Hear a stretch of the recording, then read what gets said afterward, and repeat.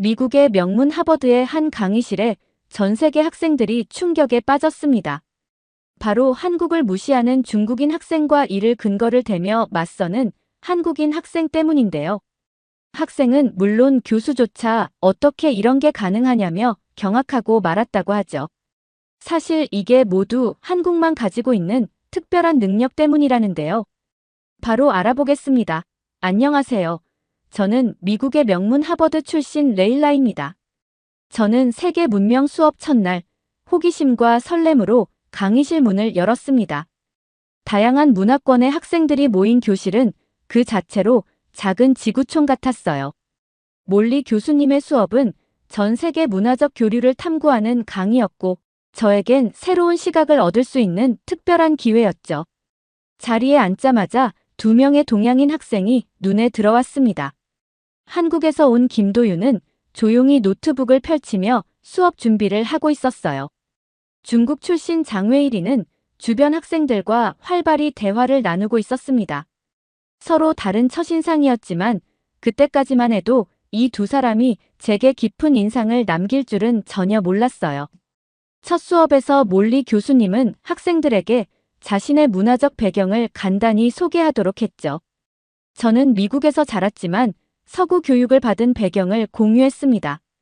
도윤은 한국에서 왔으며 문화유산과 역사에 관심이 많다고 말했어요. 리는 중국의 오랜 역사와 문화적 영향력을 강조했습니다. 각자의 소개에서 문화적 자부심이 느껴졌지만 표현 방식에는 미묘한 차이가 있었어요. 수업 두 번째 주, 한국 전통 의상인 한복에 대한 주제로 강의가 시작됐습니다. 도윤이 자신의 문화에 대해 자신감 있게 설명하는 모습이 인상적이었어요. 한복의 색채 조합과 선의 아름다움, 계절에 따른 변화, 그리고 현대까지 이어지는 전통에 대한 설명이 이어졌죠. 발표를 들으며 저는 동아시아 문화에 대한 제 지식이 얼마나 피상적이었는지 깨달았어요. 하지만 갑자기 린이 손을 들고 발언을 시작했습니다. 한복은 사실 중국 의상을 도용한 것입니다. 전통적인 한복의 디자인 요소는 모두 중국에서 가져온 겁니다. 강의실이 순간 얼어붙었어요. 도윤의 표정이 굳었지만 놀랍게도 아무런 반박도 하지 않았습니다. 대신 조용히 자신의 노트에 무언가를 적기 시작했죠. 갑작스러운 분위기 변화에 당황했고 도윤이 왜 침묵하는지 이해할 수 없었어요. 몰리 교수님이 침착하게 상황을 정리했습니다. 린, 그런 주장을 하려면 학술적 증거가 필요합니다. 증거 없는 주장은 이 강의실에서 학문적 가치가 없어요. 모든 문화는 서로 영향을 주고받지만 그것이 도용을 의미하진 않죠. 교수님의 단호한 경고에도 린은 수업이 끝난 후에도 자신의 주장을 계속했어요. 캠퍼스 내 중국 학생들 사이에서 이 주제가 화제가 되었고, 린은 자신의 SNS에 한복의 중국 기원설을 주장하는 글을 올렸습니다. 학교 커뮤니티는 금세 이 논쟁으로 시끄러워졌어요.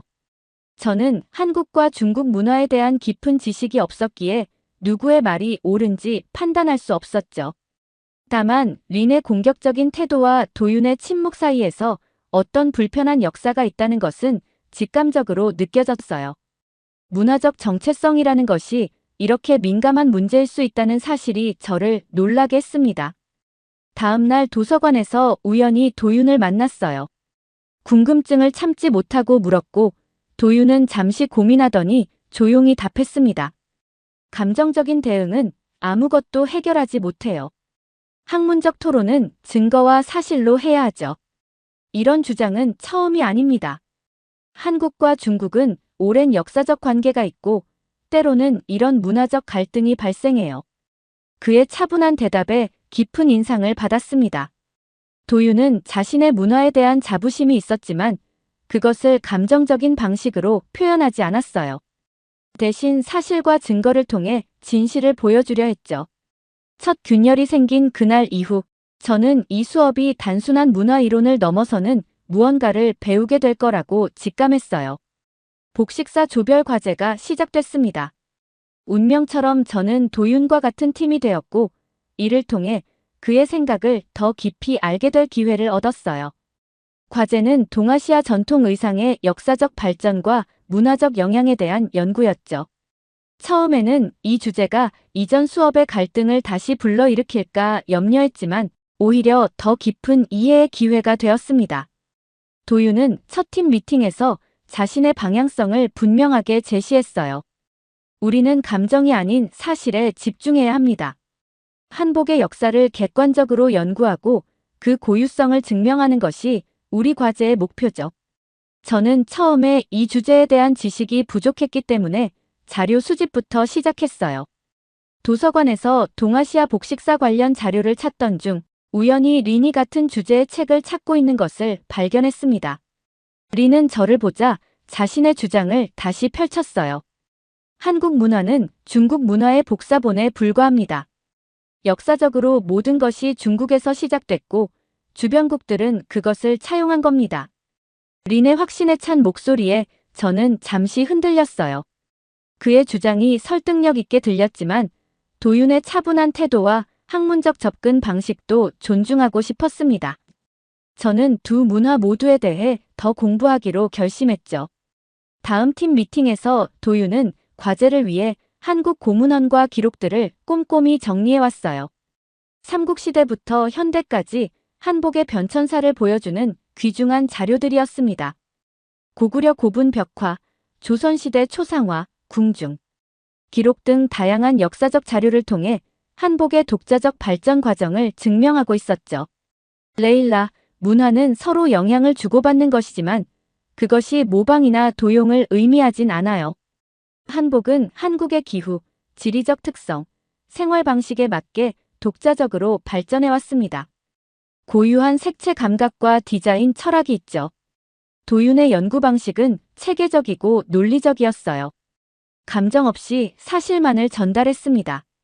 그의 목소리에는 분노나 방어적인 태도가 없었어요. 오히려 역사적 사료를 통해 한복의 고유한 발전 과정을 설명하는 데 집중했죠. 저는 도윤의 자료를 바탕으로 유럽 복식사와 비교하는 부분을 맡았습니다. 연구를 진행하면서 저는 모든 문화가 어떻게 주변 환경과 역사적 맥락 속에서 독자적으로 발전하면서도 교류를 통해 영향을 주고받는지 이해하게 되었어요. 르네상스 시대 유럽 의상도 동방과의 교역으로 실크로드를 통해 들어온 소재와 디자인에 영향을 받았지만 그것이 도용이라고 불리지 않는다는 점을 발견했죠. 발표날, 도윤은 고문헌과 고고학적 증거를 기반으로 한복의 역사를 차분히 설명했어요. 특히 조선시대 기록화에 나타난 한복의 형태와 현대 한복의 연결성을 명확히 보여주었습니다. 저는 유럽 복식과의 비교 분석을 통해 문화적 교류와 독자적 발전의 균형에 대해 발표했죠. 그러나 린은 여전히 중국이 원조라는 주장을 굽히지 않았어요. 발표가 끝난 후 린은 공격적인 질문을 던졌습니다. 그렇게 많은 역사 자료가 있다면 왜 국제적으로 인정받지 못하는 건가요? 중국 의상의 영향을 받았다는 것을 인정해야 하지 않을까요? 도윤은 잠시 침묵했다가 차분히 대답했어요. 문화는 서로 영향을 주고받는 것입니다. 그것은 도용이 아니라 교류죠. 모든 문화는 주변 문화와의 상호작용 속에서 발전합니다. 그렇다고 고유성이 없어지는 것은 아니에요. 이 순간 저는 문화적 정체성이 얼마나 복잡하고 다층적인 것인지 깨닫기 시작했어요. 단순히 누가 먼저 또는 누구의 것이라는 이분법적 사고로는 문화의 본질을 이해할 수 없다는 것을 느꼈습니다.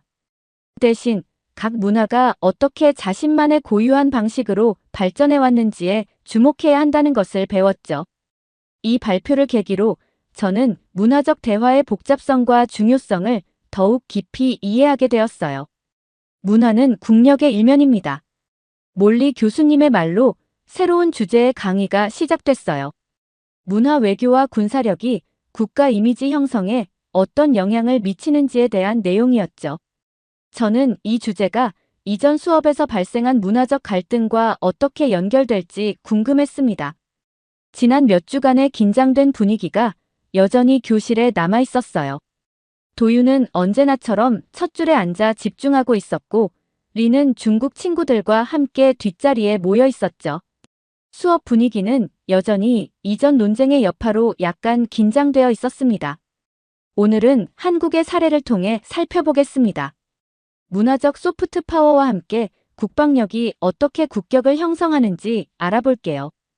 교수님은 한국의 국방 전략과 최신 군사 기술에 대한 슬라이드를 보여주셨어요. K2 흑표 전차, K9 자주포, KF-21 전투기 등 한국의 자체 개발 무기 체계들이 화면에 나타났죠. 저는 한국이 이렇게 첨단 국방 시스템을 갖추고 있다는 사실에 놀랐습니다. 제 머릿속에는 K-팝과 드라마로만 알려진 한국의 이미지가 있었기 때문이에요. 한국의 기술적 역량과 현대 발전상은 제가 지닌 피상적인 이미지와 크게 달랐습니다. 제가 놀라움을 느끼는 사이 갑자기 린의 목소리가 강의실을 가로질렀어요. 교수님, 한국은 하루 만에 멸망할 수 있습니다. 중국이 군사력을 동원하면 즉시 무너질 겁니다. 순간 강의실이 얼어붙었죠. 도윤의 얼굴이 굳었지만 여전히 침묵을 유지했어요. 다른 학생들도 불편한 표정으로 서로를 쳐다보았습니다. 이번에는 린의 발언이 너무 직접적이고 공격적이었어요. 몰리 교수님은 잠시 침묵했다가 차분하게 말씀하셨습니다. 린, 그런 주장은 사실에 기반해야 해요. 한국은 세계 10위권의 국방력을 보유하고 있습니다. F-35 스텔스 전투기, 첨단 미사일 시스템, 그리고 정예 공군을 갖추고 있죠. 교수님은 구체적인 자료를 보여주며 사실 기반의 설명을 이어갔어요. 한국군의 현대화 수준, NATO 기준의 무기 체계, 그리고 첨단 기술력을 갖춘 방위 산업에 대한 객관적인 데이터였습니다. 린은 입술을 꽉 다물며 불만스러운 표정을 지었어요. 현대 전쟁의 양상은 단순한 인구수나 영토 크기로 결정되지 않아요. 기술력, 전략, 동맹 관계 등 복합적인 요소들이 작용하죠. 수업이 끝난 후 캠퍼스 분위기는 더욱 냉각됐습니다. 중국과 한국 학생들 사이의 긴장감이 눈에 띄게 증폭됐고 다른 유학생들도 이 문제에 대해 의견을 내기 시작했어요. 중동 출신인 저도 문화적 갈등에 역하게 익숙했기에 이것이 단순한 학문적 논쟁을 넘어서는 무언가가 있다고 느꼈죠. 수업이 끝난 후 저는 도윤에게 다가갔어요. 오늘 린의 발언은 정말 심했어. 너무 공격적이었어. 도윤은 깊은 한숨을 내쉬었죠. 이런 일은 처음이 아닙니다. 역사적으로 중국과 한국은 복잡한 관계를 가지고 있어요. 때로는 이런 감정이 학문적 논쟁으로 포장되기도 하죠. 저는 도윤의 말에 호기심이 생겼습니다. 어떤 역사적 배경이 있는 거야? 수천 년의 역사 속에서 중국은 항상 자신들이 동아시아의 중심이라고 생각해왔어요. 중화 사상이라고 하죠. 주변국을 문화적으로 열등하다고 여기는 관점입니다. 하지만 현대에 들어 한국 문화가 세계적으로 인정받기 시작하면서 이런 전통적 관점이 도전받고 있어요. 도윤의 설명을 들으며 저는 문화적 갈등의 더 깊은 뿌리를 이해하게 됐습니다. 이는 단순한 학술적 논쟁이 아니라 수세기에 걸친 역사적, 문화적 역학관계의 현대적 표현이었어요. 저는 중동에서 자라면서 비슷한 역학관계를 목격했기에 도윤의 설명이 더욱 공감되었죠. 그날 밤, 저는 도서관에서 한국과 중국의 역사적 관계에 대한 책을 찾아 읽기 시작했어요. 저는 객관적인 시각으로 두 문화를 이해하고 싶었고, 단순한 편견이나 감정이 아닌 사실을 바탕으로 자신만의 견해를 형성하고자 했습니다. 문화적 갈등의 근원을 이해하는 것이 문화 간 대화의 첫걸음이라고 믿었기 때문이에요. 오늘은 국제무기 시장에서의 한국의 위치를 살펴보겠어요. 몰리 교수님은 최근 폴란드가 한국 무기를 대량 수입한 기사를 화면에 띄우셨습니다. K2 전차, K9 자주포, FA-50 경공격기 등 한국산 무기들이 폴란드 국방력 강화에 핵심 역할을 하고 있다는 내용이었죠. 폴란드는 왜 다른 나라가 아닌 한국의 무기 시스템을 선택했을까요? 이는 단순한 경제적 결정이 아닙니다. 품질, 신뢰성, 그리고 기술력에 대한 믿음이 바탕이 되었어요. 저는 한국이 무기 수출국이라는 사실이 신선했어요. 제 머릿속에서 한국은 여전히 스마트폰과 자동차 제조국이라는 이미지가 강했기 때문입니다. 이번 주제는 국제관계에서 신뢰와 평판의 중요성을 보여주는 좋은 사례였죠. 제 고국도 국제관계에서 이미지 구축의 중요성을 경험했기에 이 주제가 더욱 흥미롭게 다가왔어요. 수업이 진행되는 동안 저는 자신의 문화적 인식이 얼마나 제한적이었는지 깨닫기 시작했습니다. 저는 한국을 단지 K-팝과 김치의 나라로만 생각했었어요. 하지만 수업을 통해 한국의 다양한 면모, 특히 기술력과 국제적 위상에 대해 배우면서 제 시각이 넓어지고 있음을 느꼈죠. 제 생각이 흐르는 사이 예상대로 린이 또다시 발언을 시작했어요. 한국이 무기를 잘 팔아봐야 결국 싸구려입니다. 품질이나 기술력은 중국과 비교가 안 되죠. 이번에도 도윤은 별다른 반응을 보이지 않았어요. 그러나 다른 학생들이 질문을 던지기 시작했습니다. 왜 폴란드는 미국이나 다른 나라가 아닌 한국 무기를 선택했나요? 한국 무기는 정말 미국산과 비교해도 경쟁력이 있나요? 중국 무기와 한국 무기의 실제 차이점은 무엇인가요? 몰리 교수님은 질문들에 하나씩 답하셨어요. 한국 무기의 가격 대비 성능, 기술적 특징, 그리고 NATO 표준과의 호환성 등을 설명해 주셨죠. 학생들은 놀란 표정으로 경청했습니다. 폴란드는 러시아의 위협에 직면해 신속한 전력 증강이 필요했어요. 미국이나 독일의 무기는 훌륭하지만 납기 기간이 길고 가격이 높았죠.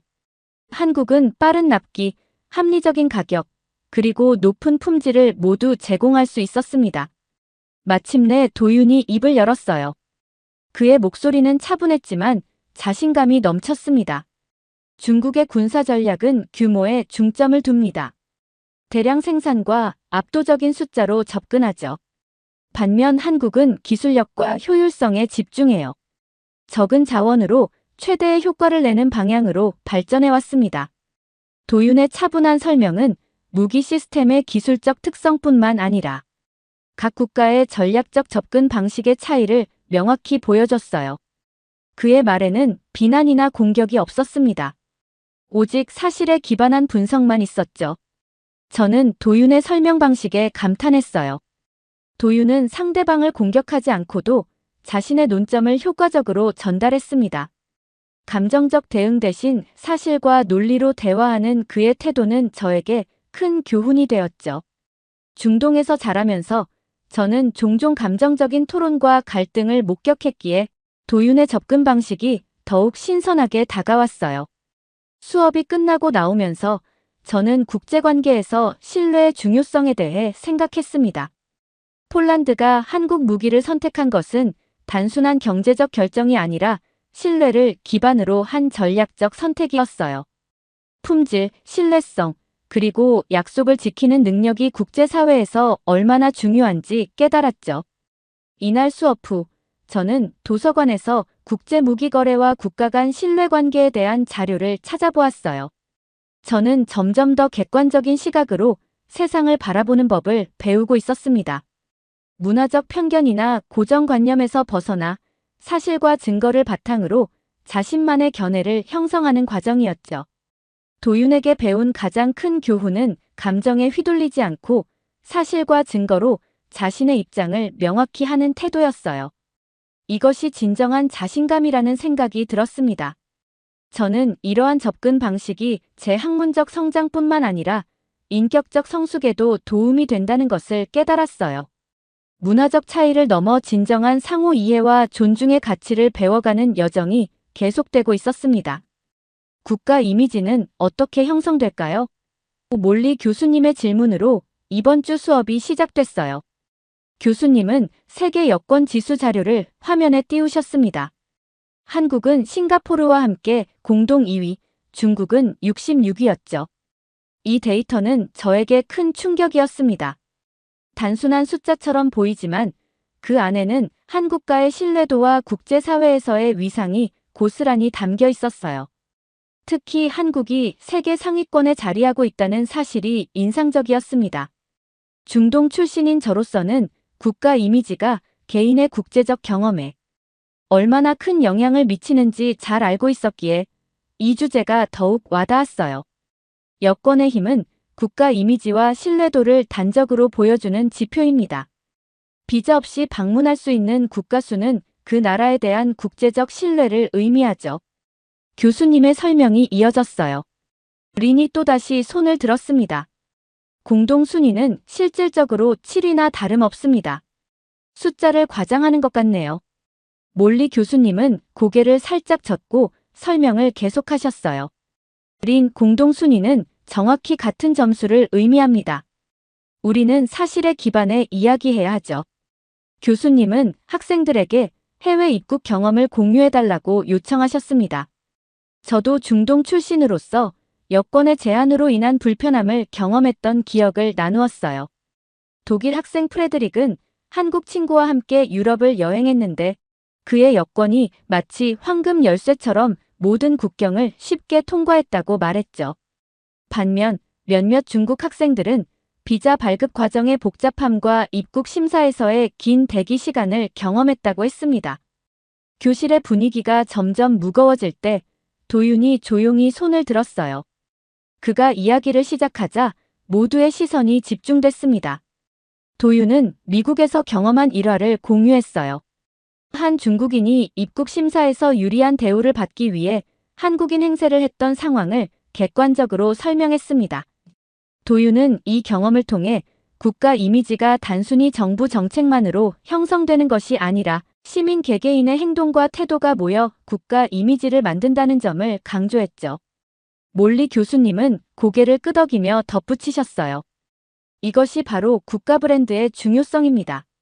신뢰는 오랜 시간에 걸쳐 구축되지만 순식간에 무너질 수 있습니다. 수업 후 저는 국가 이미지에 대해 더 깊이 생각하게 됐어요. 국가의 평판은 단순한 경제력이나 군사력을 넘어선다는 것, 그리고 그것이 어떻게 개인의 삶에도 영향을 미치는지 깨달았습니다. 한국이 짧은 시간 안에 신뢰할 수 있는 국가 이미지를 구축한 것은 정말 놀라운 일이었죠. 영국 유학생 오로라가 저에게 린의 주장에 대한 제 생각을 물었습니다. 처음에는 누구의 말이 맞는지 판단하기 어려웠지만 점점 더 많은 사실과 증거를 접하면서 린의 주장이 개인적인 감정이나 편견에 기반한 것임을 알게 됐어요. 반면 도윤은 항상 사실과 증거로 말했습니다. 이날 이후 린의 발언은 눈에 띄게 줄어들었어요. 다른 학생들도 그의 반복된 주장에 식상해진 듯 했습니다. 오히려 수업 후에는 더 많은 학생들이 도윤에게 한국 문화에 대해 질문하기 시작했죠. 도윤의 차분하고 객관적인 태도가 많은 학생들의 신뢰를 얻은 결과였습니다. 저는 이러한 변화를 지켜보며 진실은 결국 스스로를 드러낸다는 것을 깨달았어요. 감정적인 주장보다 사실에 기반한 논리가 얼마나 강력한지, 또 국가 이미지가 얼마나 중요한 자산인지 배웠습니다. 무엇보다 문화적 자부심과 객관적 사실 사이의 균형을 찾는 것이 중요하다는 걸 느꼈어요. 음식도 문화 외교의 강력한 도구입니다. 몰리 교수님의 말로 새로운 주제의 강의가 시작됐습니다. 식문화가 국가 정체성과 어떻게 연결되는지, 그리고 음식이 어떻게 문화적 메시지를 전달하는 매개체가 되는지에 대한 내용이었어요. 저는 중동 출신으로서 음식이 문화적 정체성에 얼마나 중요한지 잘 알고 있었죠. 어머니의 레시피와 가족 모임에서의 음식 나눔이 제 문화적 뿌리의 중요한 부분이었기 때문입니다. 이 수업이 새로운 관점을 제공해 줄 것이라 기대했어요. 교수님은 특별히 준비한 실험 결과를 보여주셨습니다. 한국의 김치와 중국의 파오차이의 발효 과정을 비교한 실험이었어요. 슬라이드에는 두 음식의 미생물 구성, pH 변화, 발효 방식, 맛의 형성 과정이 상세히 비교되어 있었습니다. 보시다시피 김치와 파오차이는 전혀 다른 음식입니다. 재료, 발효 방식, 미생물 생태계까지 모두 다르죠. 둘 다 발효식품이라는 공통점이 있지만 그것만으로 같은 음식이라고 할 수 없어요. 교수님은 김치 발효에서 핵심적인 역할을 하는 락토바실러스 종이, 미생물학적 특성과 파오차이에서 주로 발견되는 다른 종류의 박테리아들을 비교하셨습니다. 김치의 복합적인 맛은 여러 종류의 채소와 양념, 그리고 특정 발효 과정에서 비롯된다는 설명이었어요. 김치는 단순한 음식이 아닙니다. 한국의 기후, 보존 기술, 문화적 취향이 복합적으로 어우러진 결과물이죠. 유네스코 무형문화유산으로 등재된 이유가 있습니다. 교수님의 설명에 학생들은 고개를 끄덕였어요. 이 과학적 분석과 증거는 너무나 명확했습니다. 그러나 리는 여전히 불만스러운 표정이었죠. 모든 발효 음식은 중국에서 먼저 시작됐습니다. 한국이 독창적이라고 주장하는 모든 것은 사실 중국에서 유래했어요. 린의 집요한 주장에 강의실이 불편한 분위기로 변했습니다. 도윤은 여전히 침묵했지만 이번에는 오로라가 나섰어요. 린, 만약 원조가 그렇게 자랑스럽다면 왜 중국은 지금 한국 문화를 따라하고 있는 건가요? K-팝 스타일의 아이돌 그룹, 한국식 드라마, 심지어 한국 화장품까지요. 오로라의 날카로운 질문에 강의실이 순간 정적에 빠졌습니다. 리는 당황한 표정으로 답변을 준비하는 듯했지만 적절한 반박을 찾지 못한 듯했어요. 몰리 교수님이 개입하셨죠. 문화는 언제나 상호 교류를 통해 발전합니다. 중요한 것은 누가 먼저가 아니라 각 문화가 어떻게 고유한 방식으로 발전시켰는가 하는 점입니다. 김치와 파오차이는 각각 다른 문화적 맥락에서 발전한 별개의 음식이에요. 수업이 끝난 후 도윤이 몇몇 학생들과 함께 직접 담근 김치를 나눠주는 모습이 보였어요. 호기심에 저도 다가갔습니다. 도윤이 건넨 김치를 맛보는 순간 복합적인 맛이 입안에 퍼졌죠. 매콤하면서도 상큼한, 그리고 발효에서 오는 깊은 풍미가 어우러졌습니다. 이것은 분명 제가 이전에 경험한 어떤 음식과도 달랐어요. 중동 음식의 향신료와는 또 다른 종류의 복합적인 맛이었습니다. 정말 맛있어. 이런 맛은 처음이야. 제 솔직한 반응에 도윤이 미소 지었어요. 김치는 한국 음식 문화의 중심입니다. 각 가정마다 레시피가 조금씩 다르고 지역마다 특색이 있죠. 우리 할머니는 특별히 새우젓을 조금 더 넣는 것을 좋아하셨어요. 그 순간 저는 음식이 단순한 영양 공급원이 아니라 한 문화의 역사와 정체성을 담고 있는 살아있는 유산임을 깨달았습니다. 맛을 통해 전해지는 문화적 이야기가 있었고 그것은 어떤 논쟁보다도 강력했어요. 숙소로 돌아가는 길에 오로라와 함께 걸으며 대화를 나눴죠. 음식은 정말 거짓말을 하지 않으며 직접 경험하면 그 차이가 분명히 느껴진다는 오로라의 말에 깊이 공감했습니다. 그날 밤 저는 수업 노트를 정리하며 한 가지 진실을 깨달았어요. 팩트는 있지만 인정하지 않는 사람도 있다는 것입니다. 문화적 자부심과 객관적 사실 사이에서 때로는 감정이 논리를 압도할 수 있다는 것. 그러나 결국 진실은 경험을 통해 스스로를 증명한다는 것을 배웠어요. 오늘은 허위 정보가 문화 갈등을 어떻게 조장하는지 살펴보겠습니다. 몰리 교수님의 이번 수업 주제는 문화적 오해와 허위 정보의 위험성이었어요. 특히 소셜미디어와 인터넷을 통해 퍼지는 문화적 허위 정보가 국제관계에 미치는 영향에 대한 내용이었죠. 저는 이 주제가 현재 수업에서 벌어지고 있는 상황과 직접 연결된다고 느꼈습니다. 중동 출신으로서 저는 문화적 오해와 편견이 어떻게 실제 관계에 영향을 미치는지 자주 경험했기 때문이에요. 아랍 문화에 대한 서구 미디어의 왜곡된 묘사가 실제 인식 형성에 미치는 영향을 몸소 겪었습니다. 교수님은 최근 몇 년간 한국 문화에 대해 퍼진 잘못된 주장들과 그것이 어떻게 반박되었는지 사례들을 보여주셨어요. 한복의 기원, 김치의 역사, 한글의 창제 과정 등에 대한 다양한 오해와 사실관계를 명확히 정리한 자료였죠. 문화적 허위 정보는 단순한 오해를 넘어 국가 간 갈등으로 이어질 수 있습니다. 사실 확인과 비판적 사고가 그 어느 때보다 중요한 시대가 됐어요. 교수님이 한 슬라이드를 넘기자 린이 SNS에 올렸던 주장들과 놀랍게도 동일한 내용의 허위 정보 사례가 화면에 나타났습니다. 그것은 학술적으로 이미 반박된 내용이었어요. 강의실의 시선이 린에게 집중됐고 그의 얼굴이 붉어졌죠. 이런 주장들은 이미 여러 학자들과 연구를 통해 거짓으로 밝혀졌습니다. 문화적 자부심은 중요하지만 그것이 사실 왜곡으로 이어져서는 안 됩니다. 린은 자리에서 불편하게 몸을 뒤척였어요. 교수님은 계속해서 문화적 허위 정보가 어떻게 검증되고 반박되는지에 대한 사례들을 보여주셨죠.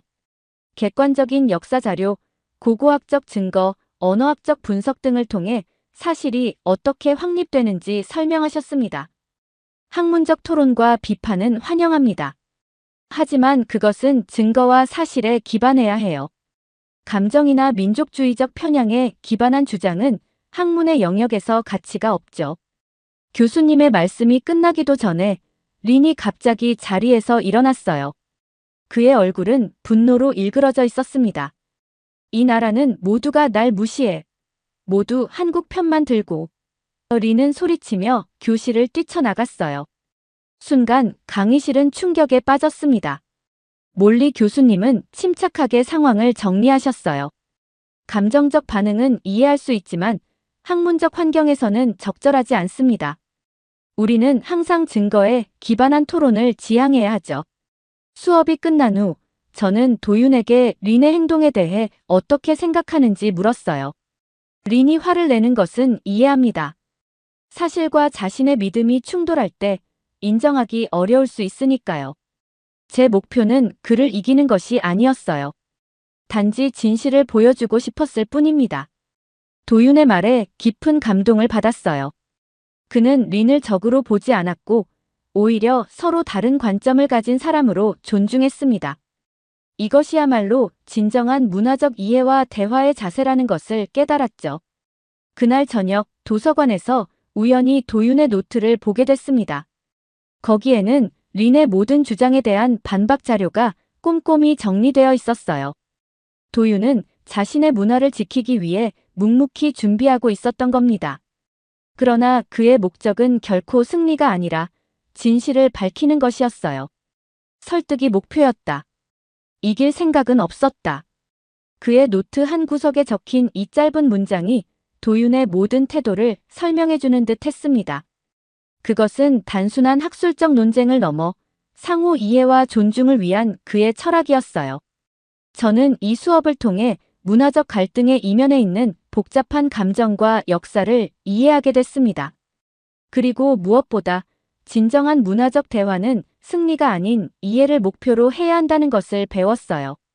최종 발표 주제는 문화와 권력의 관계입니다. 각자의 관점에서 문화가 어떻게 권력과 연결되는지 탐구해보세요. 몰리 교수님의 마지막 과제 안내로 한 학기의 수업이 마무리되어 갔어요.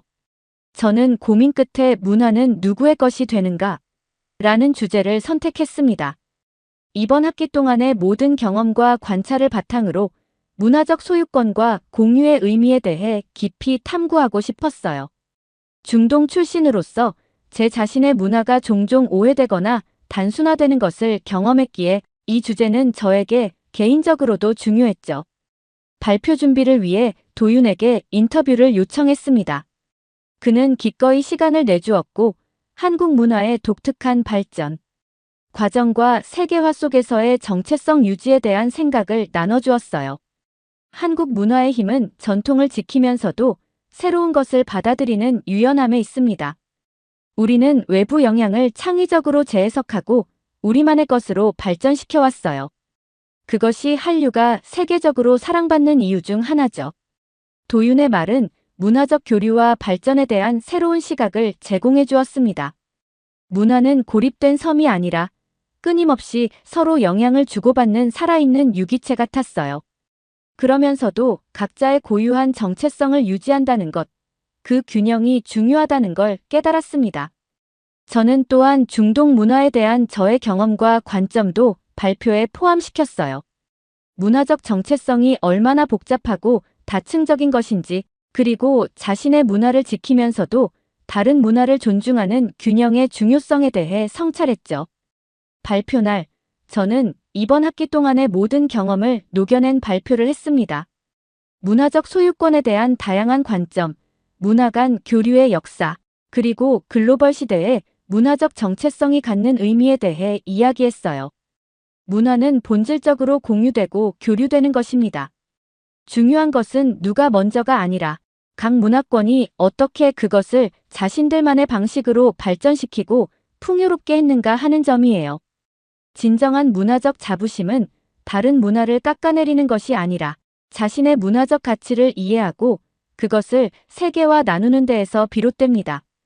발표가 끝난 후 여러 학생들이 긍정적인 반응을 보여주었어요. 놀랍게도 리는 수업에 돌아와 있었고 조용히 경청하는 모습이었죠.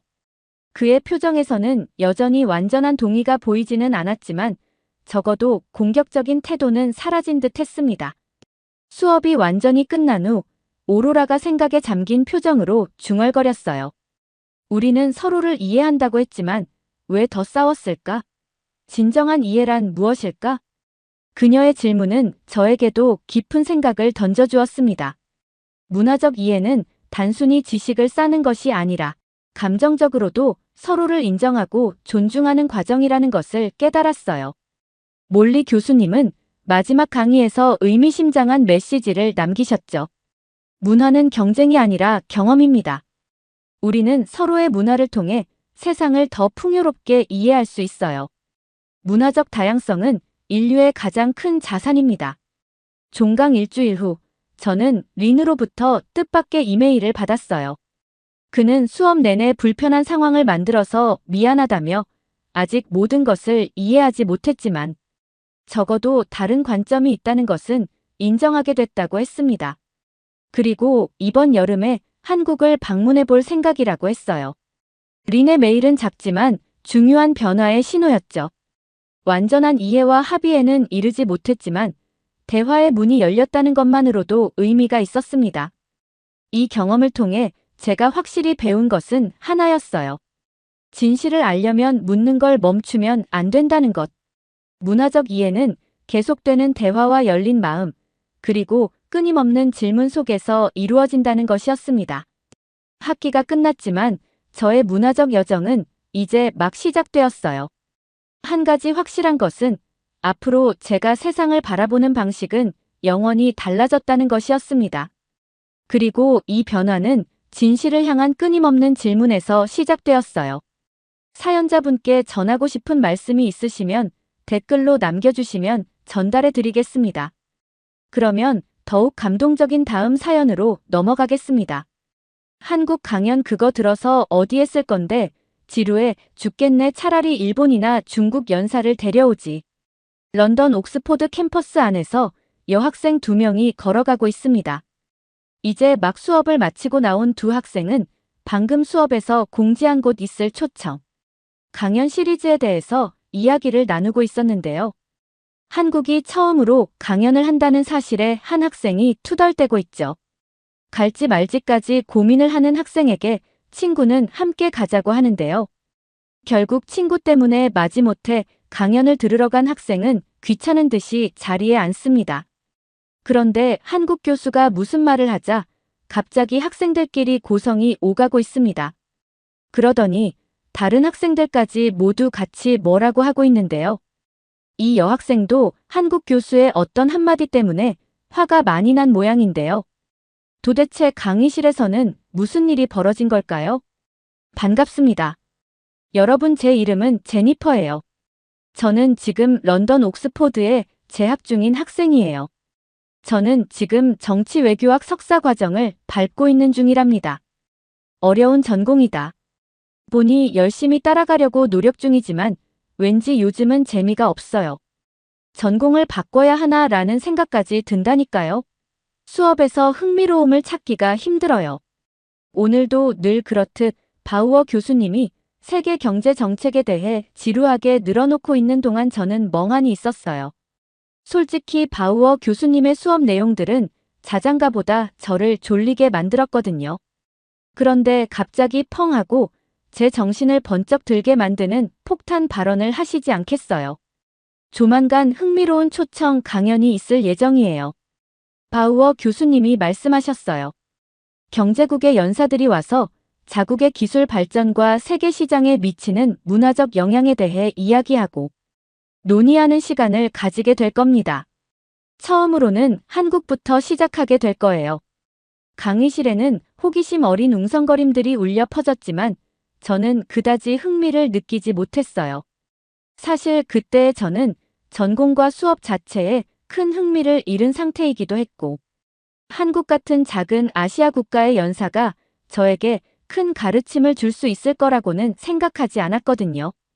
솔직히 한국은 그때의 제 관점에서는 글쎄요, 미국의 조종을 받는 나라 같다는 느낌을 받았달까요? 문화라고는 K-팝과 드라마 말고는 내세울 게 별로 없어 보이기도 했고요. 중국이나 일본 같은 경우는 누가 말해도 알 수 있는 나라였지만 BTS나 블랙핑크가 없었다면 한국이 잘 알려질 수가 있었을까요? 동양인들에게 한국 사람이냐고 먼저 묻는 사람은 제 주변에서 어렸을 때부터 거의 본 적이 없어요. 유추할 때마다 나오는 건 제일 먼저 중국인이나 일본인이었죠. 한국은 그 사이에 낀 적도 없었어요. 만약에 그 사람이 한국인이라고 답했다면 못 알아듣는 사람이 태반이었을 거예요. 네, 예전보다는 확실히 아는 사람이 많아졌죠. 엔터테인먼트 쪽으로 말이에요. 그 외에는 딱히 제 관심사에 들어오는 나라는 아니었어요. 안 그래도 흥미를 잃은 상태인데 이렇게 더 흥미없는 나라에서 연설을 먼저 시작한다고 하니 얼마나 기대가 안 되겠어요. 시리즈 시작을 제일 지루한 나라로 하는구나 싶기만 했죠. 그렇게 지루한 수업이 끝난 후 저는 친구 레나를 만나 커피를 마시며 제 생각을 털어놓았어요. 솔직히 한국이 연사를 한다고 한국이 우리에게 뭘 알려줄 수 있겠어. 저는 흥분해서 불평했죠. 한국은 새로운 경계를 개척하는 것으로 유명하지는 않잖아. 주로 중국이나 일본 같은 더 큰 이웃 나라들의 스타일을 따라 하는 것 같던데. 그때 당시에 저는 주변에 중국이나 일본 유학생들이 주변에 꽤 있었거든요. 그들의 이야기를 들어보면 한국이 자신들의 음악이라든지 전자기기라든지 대부분을 베껴놓고는 자신들의 창작물이라고 우기는 모습이 꼴 보기 싫다고 할 때가 있었어요. 그 말들에 관심이 딱히 있지는 않았지만 이미 들은 상태라 머릿속에 박혀있기는 했죠. 네, 알아요. 지금 와서 보면 제가 꽤 무지한 발언을 했다는 걸 말이에요. 하지만 그땐 제 한국 문화에 대한 생각이 꽤 편협했고 사실과 열린 마음보다는 낡은 편견들에 더 많이 의존하고 있었죠. 초보자의 실수였다고 생각해주세요. 지금은 많이 바뀌었으니까요. 제 말의 파티마는 한국의 뛰어난 모바일 기술과 K-팝이 어떻게 전 세계 팝 차트를 점령하고 있는지에 대해 언급하며 저에게 지식을 전달하려 했어요. 하지만 저는 딱히 들은 채도 하지 않았죠. 기술은 베낀 것일 테고. K-팝은 이제 너무 많이 들어서 지겨웠거든요. 사실 강연도 가야 하나 말아야 하나 고민이 될 정도였어요. 파티마는 저희 그런 모습을 조용히 바라보았어요. 내가 한국에 대해 큰 관심도 없고 배울 게 없다고 생각하는 거 잘 알아줄리야 하지만 강연을 함께 들어보는 건 어떨까? 혹시 알아 내가 생각한 것과 다를지. 레나는 부드럽게 미소를 지으며 저에게 이야기했어요. 조금 고민이 되기는 했어요. 파티마는 항상 친절하고 제 이야기를 잘 들어주며 똑똑한 아이였거든요. 제가 수업을 나오지 않으면 잡으러 오기까지 하고 제가 안 좋은 길로 빠지지 않도록 도움을 많이 준 친구였어요. 그런 친구가 저렇게 이야기를 하는 데에는 이유가 있을 수도 있겠다는 생각이 들더라고요. 그래서 강연을 하는 날 저는 고집을 부리지 않기로 하고 레나와 함께 이 한국 강연을 직접 들어보기로 했어요. 물론 좋은 결과가 있을 것 같진 않았어요. 단지 의심을 확신으로 만들 것이라는 생각과 함께 강의실로 성큼성큼 걸어 들어갔을 뿐이었죠. 하지만 침착하고 부드러운 목소리로 인자한 얼굴을 가진 한국인 연사가 입을 열자마자 저는 제 몸이 저절로 무대 쪽으로 향하게 되는 것을 느꼈어요. 그분의 이름은 이준혁 박사였어요. 이준혁 박사님은 부풀려지지 않은 확실한 통계들만을 가지고 부드러운 목소리로 확실하게 한국의 놀라운 기술적 혁신에 대한 눈부신 발표를 해주셨죠.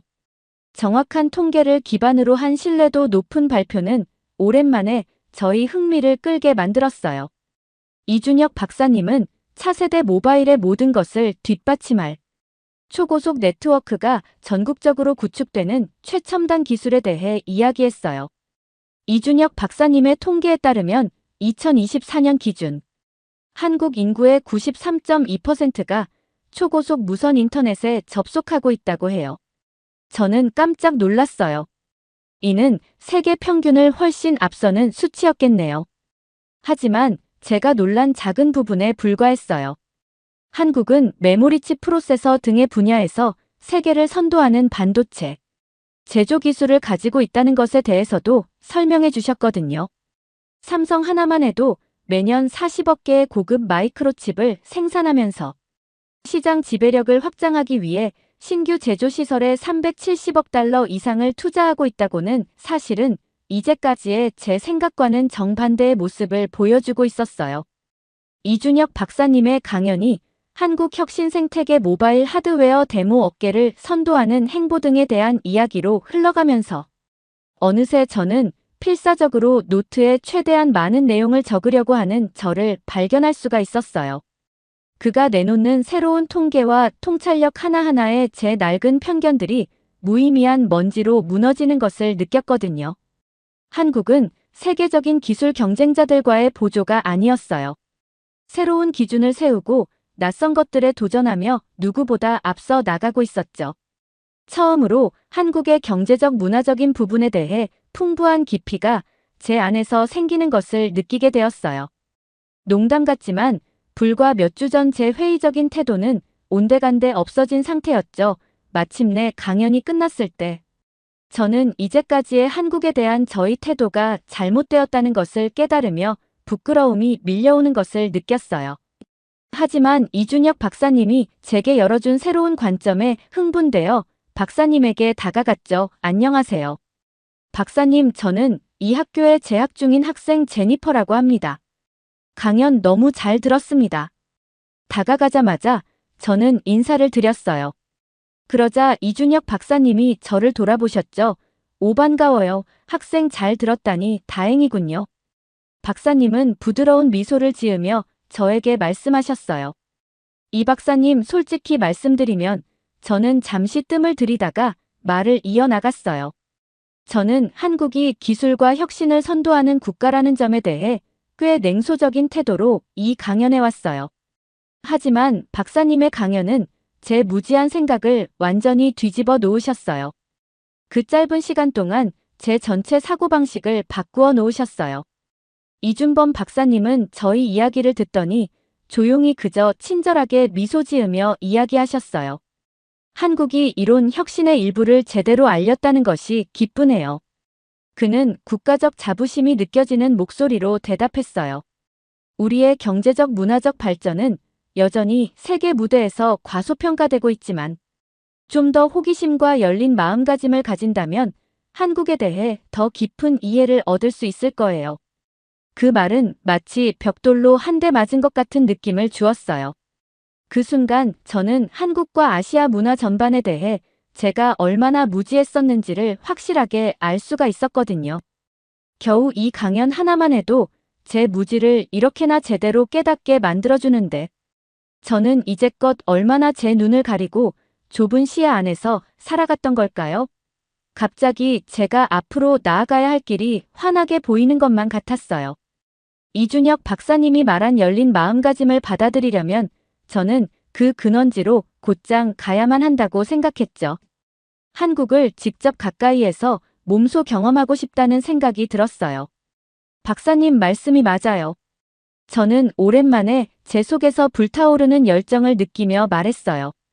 열린 마음을 가지는 것이 아주 중요하다는 생각이 들어요. 혹시 가능하다면 고려대학교 같은 곳에서 짧은 방문 프로그램을 주선해 주실 수 있을까요? 저의 질문의 순간 교수님의 눈이 반짝거리는 것이 보였어요. 당연하죠. 학생 그는 따뜻하게 말했어요. 한국은 열린 마음과 호기심 어린 정신으로 오는 모든 이에게 문을 열어두고 있으니까요. 그렇게 해서 여러분 제 마음은 결정되었어요. 저는 한국으로 향할 준비가 되어 있었죠. 이 강연 하나로 이렇게나 큰 결정을 단번에 할 수 있다는 것이 저도 놀라웠어요. 하지만 저의 편견을 깨고 오랜만에 지루하지 않고 흥미로움을 제 안에서 피어오르는 것 또한 너무나도 놀라운 일이었죠. 이 기회를 놓칠 수는 없었어요. 분명 이번 경험이 저를 성장하게 만들 수도 있을 것 같다는 생각이 들었거든요. 그렇게 이준혁 박사님의 도움으로 고려대학교에서 유학 프로그램을 신청하기로 마음먹은 후부터 마치 시간이 사라지는 것만 같은 기분이 들었어요. 학생비자 신청, 숙소 구하기, 수업 일정 조정 등 서류 작업이라는 온갖 번거로운 일들을 처리해야 했거든요. 하지만 이런 번거로움에도 불구하고 순수하고 걷잡을 수 없는 호기심이 저를 집중하게 만들었어요. 이준혁 박사님이 말씀하신 열린 마음가짐을 받아들이고 한국의 기술적 경이로움과 깊은 문화를 제 눈으로 직접 보는 게 너무나 기다려졌죠. 마침내 엄청난 계획과 준비 끝에 제가 서울로 향하는 비행기에 올라탈 날이 왔어요. 떨리고 설레는 마음으로 저는 비행기에 올라탔죠. 앞으로 오랜 시간 동안 비행할 예정이라 저는 눈을 붙이기로 했어요. 사실 전날 밤에도 설레서 전혀 잠에 들지를 못했거든요. 저는 숨을 고르게 쉬며 긴 비행 시간 동안 잠에 들 수 있도록 눈을 감았어요. 그렇게 약 반나절 동안 비행을 하고 마침내 인천국제공항에 도착했을 때에는 손에서 땀이 나는 것 같더라고요. 물론 설레지만 정말로 제가 한국에 왔다는 사실에 긴장이 좀 되었거든요. 내가 정말 많이 배우고 갈 수 있을까? 길을 잃지는 않을까? 너무 즉흥적으로 한국에 온 것은 아닐까 많은 생각들이 순간 스쳐 지나갔어요. 저는 고개를 절레절레 저으며 심호흡을 하고 인천국제공항 안으로 향했죠. 그런데 공항 안으로 들어서자마자 저는 다시 한번 놀라고 말았어요. 이곳은 발전된 나라가 분명한 것이 공항에서 보였거든요. 공항은 전체적으로 너무나도 깔끔하고 활기가 넘쳤어요. 즐거워 보이는 관광객들과 친절한 직원들이 대화를 나누고 있었으며 바닥에는 먼지 한 톨 떨어져 있지 않는 것 같았죠. 그리고 많은 사람들을 위한 편의시설과 수많은 콘센트 충전이 가능한 곳들. 무엇보다 빠른 입국 심사와 친절한 서비스 등 무엇 하나 흠잡을 곳이 없었어요. 공항이라기보다는 뭐랄까 놀이동산 같달까요? 설레는 마음도 주는데 즐겁고 없는 것이 없는 느낌이었거든요. 그렇게 입국 심사에 감탄하며 공항을 빠져나와 저는 열차를 타게 되었어요. 이 열차는 서울까지 겨우 30분밖에 걸리지 않는 열차였는데 공항 못지않게 너무나도 깔끔했고 역 안은 매우 쾌적하더라고요. 그리고 무엇보다 너무나도 질서정연했어요. 누가 밀치고 밀고 이런 것도 없었죠. 덕분에 저는 짧은 시간 내에 서울역에 도착해서 다시 홍대로 향할 수가 있었어요. 트렌디하고 힙한 홍대에 위치한 앞으로 몇 달간 제 새 숙소가 될 곳에 도착했을 때는 턱이 떨어질 정도였어요. 매끈한 가전제품, 깔끔한 미니멀리스트 인테리어. 그리고 최신 스마트 홈 기술이 공간 곳곳에 절묘하게 통합된 낙원이었거든요. 하지만 이 세련되고 미래적인 주거 공간에서조차 침구를 장식하는 섬세한 전통. 문양과 협탁으로 재활용된 나무 상자에서 한국의 깊은 역사가 느껴졌어요. 완전히 몰입한 그 처음 몇 주 동안 계속해서 쏟아지는 새로운 문화 폭격을 경험했죠. 그리고 정말 저를 놀라게 한 건 예상치 못한 방식으로 한국 특유의 정체성이 깊숙이 엿보이는 모습이었어요. 한국 음식의 정교한 맛을 맛본 적 있나요? 입안을 불타오르게 하는 매운 고추장, 혀 위에서 녹아내리는 육즙 가득한 불고기. 그리고 좋아하는 피클을 부끄럽게 만드는 수많은 종류의 독특하고 발효된 김치를 말이에요. 길거리 음식 녹점에서 김이 모락모락. 나는 달콤한 호떡을 사 먹는 것조차 맛있는 대단한 맛을 저에게 제공해 주었어요. 그리고 그 다음에 고려대학교에서의 수업은 확실하게 제 눈을 뜨게 해주었어요. 고대 유교 철학부터 현대 건축 걸작까지 한국의 풍부한 문화유산에 관한 강의는 이곳의 정체성이 전통에 깊이 스며들어 있으면서도 끊임없이 진화하며 세계 무대에서 자신을 주장하고 있음을 강조했죠. 저는 이상하게도 한이라고 부르는 이 문화적 정신에 이끌렸어요. 역경을 극복하고 회복력과 존엄성으로 인내한다는 개념 말이에요. 한국이 역사적으로 지배적이었던 훨씬 더 큰 이웃들 사이에 끼어 있으면서도 경제적, 문화적 세력으로 부상한 것을 보면 한의 개념이 훨씬 더 깊은 의미를 갖게 되죠. 하지만 서울에서 가장 놀라웠던 건 아마도 이 도시가 얼마나 자연스럽게 최첨단 글로벌 트렌드와 독특한 로컬 감성을 조화시키는지였을 거예요. 한순간에는 불가능할 정도로 세련된 젊은이들이 완벽한 옷을 입고 네온 불빛이 가득한 홍대 거리를 배회하고 있었죠. 그 다음 순간에는 숨막히게 아름다운 별마당 도서관이 고대 풍경의 곡선과 전통적인 배치를 되살려내는 모습을 마주하게 되었어요. 어디를 봐도 창의성과 글로벌 야망이 한국 특유의 문화 정체성과 자연스럽게 융합되어 있었죠. 삼성과 현대 같은 기업의 초미래적인 기술 캠퍼스를 거닐며 그들의 혁신적인 디자인이 어떻게 초현대적 시설에 여전히 전통적인 한국의 미학과 가치를 통합하는지를 보면서 감탄하기도 했어요. 서울 사회에 완전히 몰입한 그 처음 몇 달 동안 저는 제가 점점 발전하는 것을 느낄 수 있었어요. 한국어 경어 발음을 서툴게 하고 문화적으로 실수하는 것으로 시작했던 처음과는 다르게 지금은 의사소통을 거의 다 할 수 있을 정도로 한국어가 발전했죠. 어느새 저는 구멍가게 같은 찻집의 단골이 되어 음료를 마시며 한국 대학생들과 함께 열정적인 토론에 빠져들고 있었어요. 새로운 경험 교류 그리고 더 깊은 문화적 이해가 쌓일수록 서울은 점점 더 제 두 번째 고향처럼 느껴졌어요. 한때 완고했던 오해는 그 모든 우뚝 솟은 건물들과 눈부신 네온 아래 따뜻한 인간미와 고유한 미학을 간직한 채 역동적으로 발전하는 이 도시의 활기찬 현실 앞에서 사라졌죠. 더 중요한 건 저는 한국의 독특한 정체성에 대해 깊이 있는 새로운 존경심을 갖게 되었다는 거예요. 그들은 혁신의 앞장서는 전 세계적 영향력을 지닌 존재이면서도 과거의 유산을 보존하고 있었죠. 서울에서의 시간 동안 저는 전통에 뿌리를 두면서도 미래로 나아가는 한국의 모습을 완전히 마스터하는 데 전념했어요. 강의 어학 수업 유기적인 사회적 몰입이 근본적인 진실을 밝혀냈다면 이제는 한국의 창조 정신과 혁신에 대해서 집요할 정도로 깊이 들어가고 싶어하는 완전한 학구열에 사로잡힌 거죠. 이준혁 박사님께서 저의 사고의 지평을 넓혀준 강연 이후 유학기간 동안 서울의 역동적인 정체성에 대해 사랑하고 존중하게 되면서 저는 이제 서울을 완벽하게 존경하게 되었어요. 몇 달을 있었지만 이곳을 떠나는 것이 아쉬울 정도였죠. 그 몇 달이 너무나도 짧게 느껴졌어요. 아직도 이곳은 알아갈수록 새로운 것이 나오고 있었고 이들의 정신력은 한국을 빠르게 발전시키는데 충분하다는 것도 알게 되었죠. 아직 몇 가지 문화를 더 탐구할 게 남았는데 가야 한다니요. 그리고 제 친구들은요. 고려대학교에서 밤새도록 함께 소주를 마시며 서로 심도 있는 토론을 나눴던 제 친구들 말이에요. 한국에서 말하는 정이 이미 저희 사이에 쌓여 있었다고요. 하지만 이제는 정말 돌아갈 시간이었어요. 저는 아쉬움을 뒤로한 채 친구들과 마지막 소주잔을 기울이며 꼭 연락하겠다는 인사와 함께 다음 날 런던으로 향하는 비행기에 탑승했어요.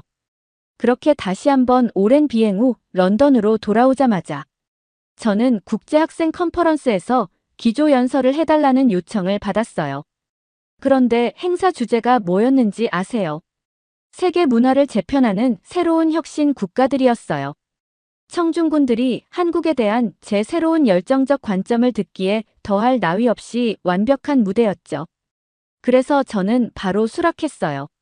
절대 놓칠 수 없는 기회였으니까요. 수락한 이후부터 저는 며칠 밤을 새워가며 한국의 놀라운 역사적 회복, 탄력성과 고유한 정신에 대한 찬사로 연설문을 가득 채웠어요. 삼성, 현대, LG 같은 거대 기업의 선구적인 기술 혁신뿐 아니라 방탄소년단, 봉준호, 최동훈 같은 창의적 선구자들이 이끄는 혁신적인 미디어들에 대해서도 열변을 토해냈죠. 한국의 독보적인 문화적 정체성을 세계적 원동력으로 격상시키는 이들의 대담하고 독창적인 비전을 강조하면서 말이에요. 그런데 제가 연단에 올라 열정적으로 제가 준비한 연설문을 발표하기 시작했을 때 청중 맨 앞줄에 앉아있던 동양리 노교수 한 분이 눈에 띄었어요. 그분의 눈빛에는 회의와 냉소가 가득했죠. 하지만 저는 신경 쓰지 않고 계속해서 연설을 이어나갔어요. 한국의 급격한 경제 성장과 세계적인 기업들의 약진, 그리고 K-팝과 영화로 대표되는 문화 콘텐츠의 세계 시장 점유율 확대는 단순히 우연의 산물이 아닙니다. 저는 힘주어 말했어요. 이것은 한국만의 독특한 문화와 국민성에서 비롯된 경쟁력의 결과물이라고 할 수 있죠. 그 순간 앞줄에 앉아 계시던 그 노 교수님이 벌떡 일어나시더니 큰 소리로 날카롭게 제 말을 끊었어요. 자네 지금 무슨 근거로 그런 말을 하는 건가? 한국의 발전이 독자적인 노력의 결과라고 어림도 없는 소리군. 아주 당혹스러운 발표라고밖에 할 수가 없어 강당이 순간 조용해졌어요. 청중들의 이목이 일제히 그 교수님에게 쏠렸죠. 무슨 뜻이신지 설명 좀 해주시겠습니까? 저는 좀 당황했지만 최대한 예의 바르게 물었어요. 한국의 근대화와 산업화는 일제 식민 지배에 영향을 받았고 한국 경제의 고도 성장은 미국과 일본 등 선진국들의 지원에 의해 가능했던 것 아닌가. 그리고 최근에는 중국 경제 호황에 수혜를 입었지. 자네가 말한 한국만의 독자적인 경쟁력이란 건 사실 외부 요인들에 의해 뒷받침된 거야. 교수님의 말씀에 청중들 사이에서 웅성거림이 일었어요. 많은 분들이 고개를 끄덕이는 것 같았죠. 하지만 저는 이 부분에 대해서는 절대 동의할 수 없었어요. 오랫동안 한국의 역사와 문화에 대해 공부하고 현장에서 직접 보고 느낀 제 소신을 꺾을 순 없었거든요. 저는 잠시 심호흡을 하고 마이크 앞으로 다가섰어요. 떨리는 목소리였지만 제 신념을 담아 또박또박 말했죠. 교수님, 제가 보기에 그건 사실과 다릅니다. 물론 한국이 외부의 영향을 받은 건 사실이에요. 하지만 그걸 극복하고 더 발전하려는 그들의 정신력과 의지야말로 한국만의 고유한 정신문화라고 봅니다. 일제강점기의 수탈과 전쟁의 폐허를 딛고 눈부신 경제성장을 이뤄냈고 군사정권의 억압을 이겨내고 민주화를 쟁취했죠. IMF 외환위기도 신속히 극복해냈고요. 급변하는 세계 경제 속에서도 혁신을 거듭하며 산업을 개척하고 있습니다. 이 모든 역경을 이겨내고 전진하는 동력이 어디에서 나온 걸까요? 한국인의 독특한 민족성, 그 저력과 응집력이 바탕이 된 거라고 저는 확신합니다. 잠시 숨을 고르고 청중들을 둘러보았어요. 생각보다 반응은 뜨거웠죠. 많은 분들이 공감의 박수를 보내주셨어요. 물론 다른 나라의 영향이 있었겠죠. 하지만 그 영향을 자양분 삼아 스스로의 힘으로 뻗어나간 것이 한국의 독보적인 발전 성장기라고 봅니다. 이는 그 어떤 문화에서도 쉽게 찾아보기 힘든 경이로운 회복탄 역성과 도전 정신의 발현이라고 할 수 있죠. 한국인들이 간직한 저 독특한 에너지와 창의성이야말로 앞으로 세계를 선도할 원동력이 될 것이라고 저는 생각합니다. 연설을 마치자 객석에서 우레와 같은 박수가 쏟아졌어요. 저 역시 온몸의 전율이 느껴졌죠. 세계인들에게 한국 문화의 저력과 미래, 비전을 알리고픈 제 열정이 조금이나마 전해진 것 같아 벅찼습니다. 노 교수는 얼굴이 벌개지며 좌석에 털썩 주저앉았죠. 그 격렬한 순간 저는 깨달았습니다. 이제 한국에 대한 오해와 싸우는 일이 제 삶의 사명이 되었다는 걸요. 냉소와 무지에 사로잡힌 과거의 제 모습처럼 세계 곳곳에 여전히 뿌리 깊은 문화적 고정관념들 말이에요. 앞으로도 한국의 혁신가들과 창작자들이 내놓는 모든 선구적인 성취에는 모방이라는 꼬리표가 달릴 테니까요. 물론 반대 의견을 제시하신 그 교수님 말씀도 일리가 있어요. 한국의 발전이 순전히 독자적인 힘만으로 이뤄진 건 아니니까요. 하지만 저는 앞으로도 한국인만의 저력과 잠재력이 세계를 깜짝 놀라게 할 거라고 확신해요. 제 각성한 눈으로 목격한 한국의 본질적이고 억누를 수 없는 저력을 저만의 방식으로 글로벌 청중들에게 계속 전하는 거죠. 저는 앞으로도 학술 논문 대중매체 기고 대담한 예술, 작품 등 모든 창구를 통해 한국의 다양성을 입체적으로 조명하고 지지할 생각이에요. 물론 많이 힘들 수도 있겠죠. 편견의 벽에 가로막힐 때도 있고 진전이 더디게 느껴질 때도 있을 거예요. 하지만 서울에서 체득한 그 한국적인 정신 역경을 딛고 꿋꿋이 나아가는 저력이 저를 붙들어줄 것이기 때문에 저는 두렵지 않습니다. 제 미약한 목소리가 점점 더 많은 이들의 마음에 불을 지필 때까지 계속해서 외치면 되니까요. 이 여정이 끝이 어디일지는 아직 저도 모르겠어요. 분명한 건 이제 그 길을 가는 것 자체가 저와 한국 정신이 하나 되었다는 것을 증명했다는 거죠. 저는 이제 오해와 냉소를 넘어 세계를 감동시킬 위대한 이야기를 쓰려고 해요. 처음에 한국에 대한 무지한 생각으로 잘 알지 못했던 제가 하나의 강연으로 인해 한국을 깊게 알게 되고 이렇게나 성장하게 된 이야기를 말이에요. 우선은 여기서 마무리하지만 앞으로도 제가 계속해서 더 많은 이야기를 써 내려갈 수 있게 모두들 응원해주세요. 제 이야기를 들어주셔서 감사합니다. 여러분 모두가 이토록 아름다운 한국의 정신을 알아주시기를 진심으로 바라며 다음에 또 뵙겠습니다. 그러면 더욱 재미있는 다음 사연으로 넘어가겠습니다. 안녕하세요. 저는 로페즈라고 하며 프라하에서 태어났습니다. 20대 중반의 나이에 가장 빛나야 할 시기임에도 불구하고 저는 너무나 많은 일을 겪었기에 불과 몇 달 전만 해도 유서를 썼을 정도였습니다. 하지만 지금은 하루하루를 소중히 여기며 그동안 놓쳤던 것들에 감사하며 살아가고 있습니다. 제 기적 같은 이야기를 여러분과 함께 나누고 싶어 이 글을 씁니다. 저는 어린 시절부터 매우 어려운 가정 환경에서 자랐습니다. 어머니는 육체적으로 장애가 있는 아버지를 돌보셨고 집안에는 웃음보다 눈물이 더 많았습니다.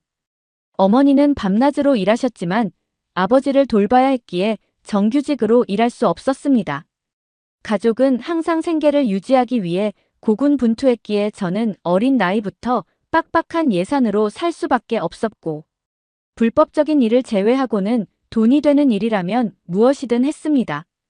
저는 욕설도 한 번도 하지 않았고 무언가를 원하거나 먹고 싶은 게 있어도 꾹 참고 말해야 했습니다. 어릴 때부터 또래 친구들과 비교하지 않으려 무척 노력했고 오직 어제의 나와 비교하며 앞으로 나아갈 힘을 얻었습니다. 주위를 둘러보면 나 빼고는 모두가 행복해 보여 비참했기 때문입니다. 인생을 살아가기 위해 하루도 빠짐없이 열심히 일했습니다. 아르바이트라면 시간이 나는 대로 닥치는 대로 했고 그 사이사이 공부도 해야 했습니다.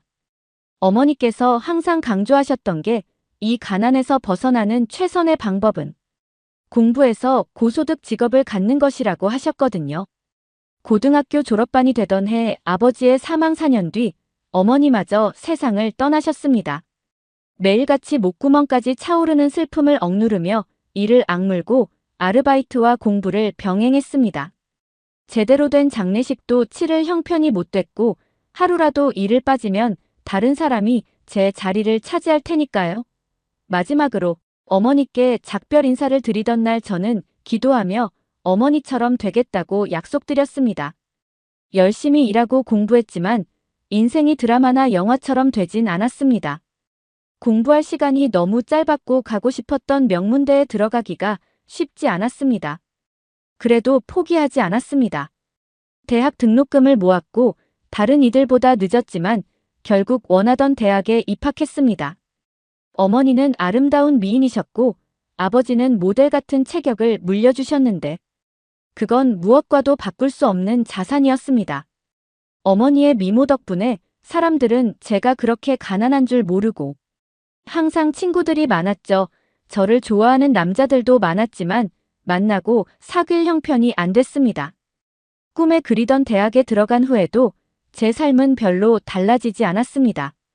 예전보다 공부 시간은 줄었지만 대학 생활과 함께 대형마트 계산대 아르바이트를 병행해야 했으니까요.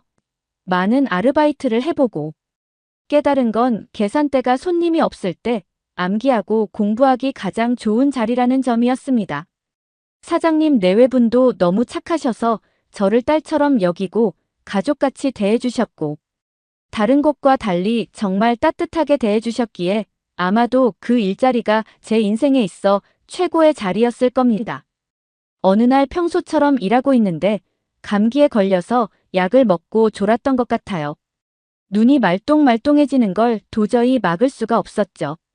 그러다 누군가 계산대를 쿵 치며 으어라고 소리치는 걸 들었어요. 너무 놀라고 무서워서 바로 계산대 밑으로 엎드렸죠. 이 시간에 이런 일이 일어난다는 게 우리나라에서 무슨 의미인지 너무나 잘 알고 있었으니까요. 그래서 저는 매일 일하면서 불안감을 느꼈어요. 급여와 근무 시간이 가장 마음에 들어 이 일을 선택했는데 말이에요. 큰일 났다, 큰일 났다라는 생각밖에 들지 않았어요. 아무 소리도 들리지 않았죠. 아주 천천히 조심스럽게 계산대 밑에서 고개를 들었어요. 한 치 한 치씩요. 눈을 뜨고 정면을 바라봤는데 거대한 최고의 남자가 서서 저를 내려다보고 있었어요. 저는 그대로 정신을 잃고 말았죠. 병원에서 깨어났을 때 머리가 꽤 아프고 부었더라고요. 의사 선생님은 머리를 심하게 부딪혀서 코트와 MRI를 찍어보는 게 좋겠다고 하셨어요. 그 말을 듣는 순간 머릿속에 가격만 둥둥 떠다녔죠. 의사에게 거짓말을 하고 잠들어 척했어요. 그가 나가는 것을 보자마자 병원 침대에서 벌떡 일어났죠. 계산대로 달려가 계산을 하려 했어요. 아르바이트는 어떡하지 가게는 어쩌지 온갖 걱정이 밀려왔죠. 그런데 이미 계산이 끝났다고 하더라고요. 그제서야 이상함을 느끼고 도대체 누가 날 여기로 데려왔어요. 라고 소리치기 시작했어요. 내 이름을 어떻게 알고 계산까지 한 건지 이해가 안 갔죠. 가방도 어디에도 보이지 않아서. 최대한 빨리 경찰에 신고해달라고 가게 주인에게 전화를 걸었어요. 다행히 저는 중요한 번호는 모두 외우는 습관이 있어서 바로 가게 주인과 통화할 수 있었죠. 주인 아저씨는 제 일인 것처럼 걱정해 주셨고 제 몸 잘 챙기라고 하셨어요. 인생에서 그런 사장님 만나기 정말 어려운데 너무 감사했죠. 이제 경찰에 연락해야 했어요. 슈퍼에서 괴롭힌 사람이 나를 병원에 데려온 사람과 동일 인물인지 확인하고 신고해야 했거든요. 그런데 누군가 뒤에서 제 이름을 불렀어요. 의사인 줄 알고 도망가려 했는데 어떤 남자가 제 손을 잡았어요. 제 손을 잡은 남자의 얼굴을 보는 순간 또다시 정신을 잃고 말았죠. 아까 전 슈퍼에 서 있던 무서운 남자와 동일 인물이었거든요. 저는 병원 경비원에게 달려가 숨으면서 제발 도와달라고 병원 직원들에게 애원했어요. 응급실은 아수라장이 됐고 그때 정말 놀라운 말을 들었죠. 제 앞에 있던 남자의 이름은 크라크이였고 전형적인 서양 모델 같은 잘생긴 남자였어요. 우리 가게 단골로 오시는 분이라 얼굴을 보자마자 누군지 알 수 있었죠. 속으로 이런 저 사람 무서워 죽겠어라고 생각했어요. 더욱 겁이 났죠. 그런데 알고 보니 크라크는 제가 졸고 있는 모습을 보고 위험해 보여서 깨웠다고 했어요. 저를 한참 지켜봤는데 다른 남자들이 들어오는 걸 보고 정말 위험할 수도 있다고 생각해 계산대를 두드려 저를 깨운 거였죠. 그 바람에 제가 비명을 지르며 계산대 아래로 들어가 기절한 거고요. 크라크는 엄청 당황해서 저를 병원으로 데리고 왔대요. 설명을 다 듣고 보니 미안하고 고마운 마음이 들었어요. 크라크는 저를 집까지 태워다 주었고 병원비도 꼭 갚겠다고 약속했죠. 그러자 크라크는 저를 보며 그 돈으로 대신 밥이나 사줄래요? 라고 물었어요. 그 어느 때보다도 행복했던 것 같아요. 감기 때문인지 행복해서 그런지 얼굴이 화끈거렸어요. 그날 이후로 크라크는 슈퍼에서 제 아르바이트가 끝날 때쯤 나타나 패스트푸드를 사서는 저를 집에 데려다 주었어요. 그동안 스스로를 지키는 데만 급급했던 제가 누군가에게 보호받는 그 느낌은 말로 표현할 수 없을 만큼 복잡했어요. 크라크가 점점 더 좋아지기 시작했죠. 물론 좋아하긴 했지만 이런 경험은 처음이라 감정을 어떻게 표현해야 할지 몰랐어요.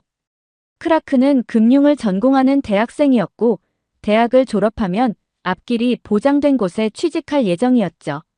저는 계속 크라크를 만나며 사랑에 빠졌고 연인 사이로 대학을 졸업할 수 있었어요. 대학 졸업 후 여름 정말 운 좋게도 최고 대기업의 최고 연봉으로 바로 취직이 됐어요.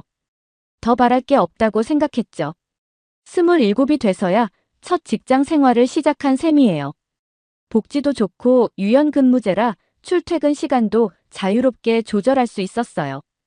회사와 연계된 프랜차이즈를 포함해 어디서든 할인 혜택도 받을 수 있어서 좋은 회사라는 걸 알 수 있었죠.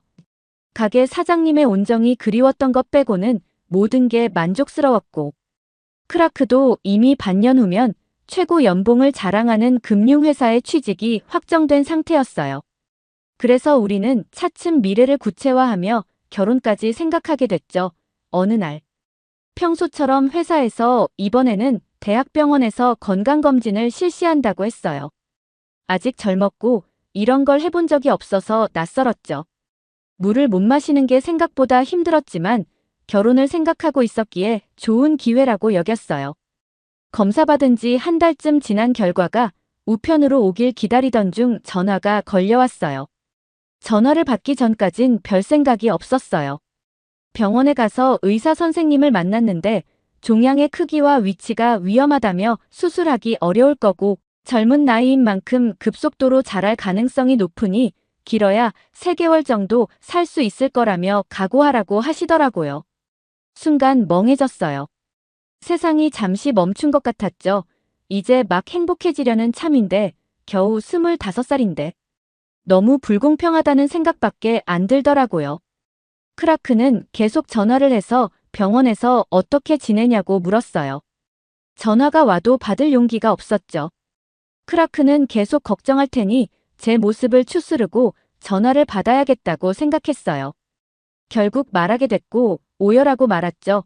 크라크는 바로 달려와 저를 껴안았어요. 우리는 서로를 바라보며 눈물을 쏟아냈죠.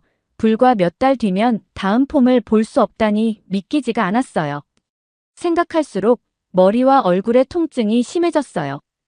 크라크는 남은 시간 동안 제가 정말 하고 싶었던 걸 하면서 지내자고 제안했고 저는 바로 대답했죠. 한국으로 가자고요. 한국은 우리가 신혼여행으로 돈을 모아뒀던 곳이에요. 저와 크라크는 한국의 모든 것을 정말 사랑했거든요. 저는 한국 영화와 드라마에서 위안을 얻었고 크라크는 건축과 예술 문화에 관심이 많았죠. 결혼식과 신혼여행을 계획했던 곳은 아니지만 거기서 행복하게 지내겠다고 다짐했어요. 병원에 말하자 절대 안 된다고 했지만 통증을 줄일 약만 먹으며 하루하루 버티는 게 아니라 순간순간을 살고 싶었어요. 죽을 줄 알았기에 깨달은 거예요. 단 하루도 그렇게 살아본 적이 없다는 거요. 제 성화의 병원 기록과 진통제를 처방해주긴 했지만 통증이 점점 더 자주 올 거라고 경고했죠.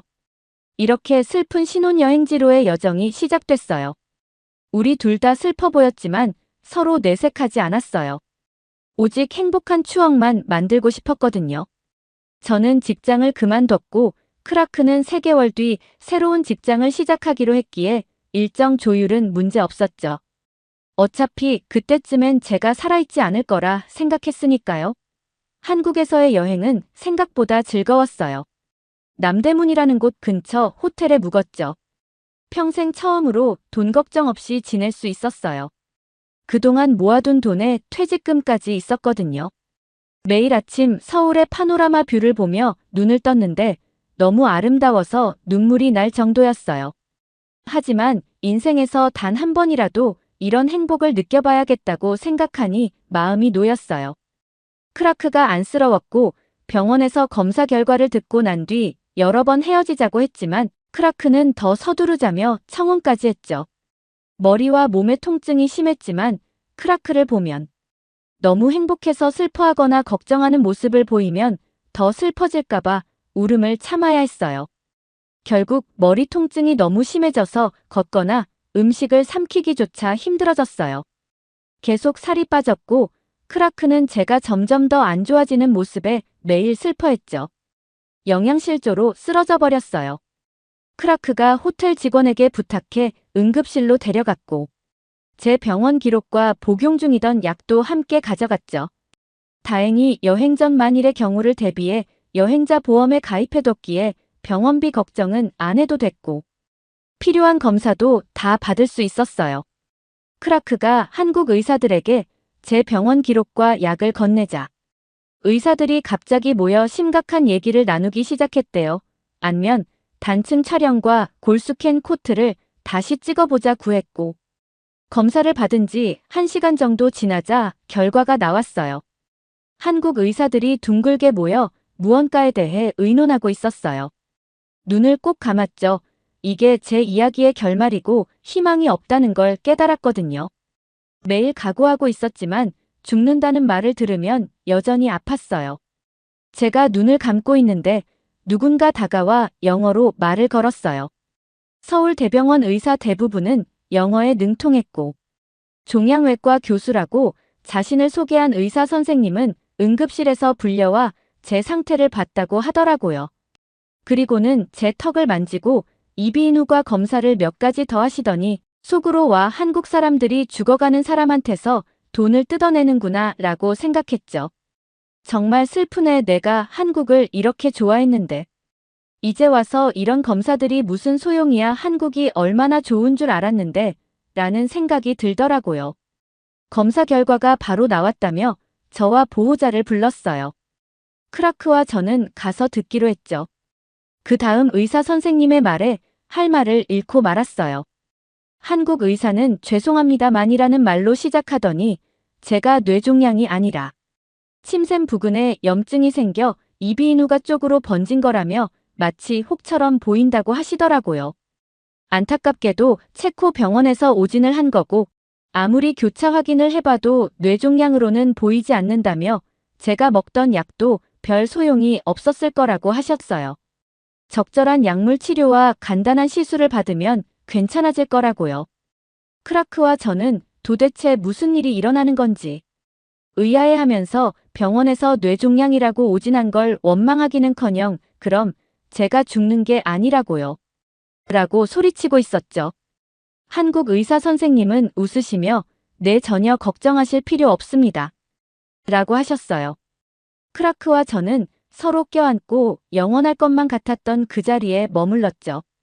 그 인생을 뒤바꾼 사건 이후 한국에서 치료를 잘 받아 회복됐고 크라크도 원래 갖기로 했던 직장에 복귀했어요. 우리는 다시 일상으로 돌아왔고 저는 직장 생활은 잠시 쉬기로 했어요. 바쁘게 살다 보니 나 자신을 되돌아볼 시간이 없었다는 걸 깨달았거든요.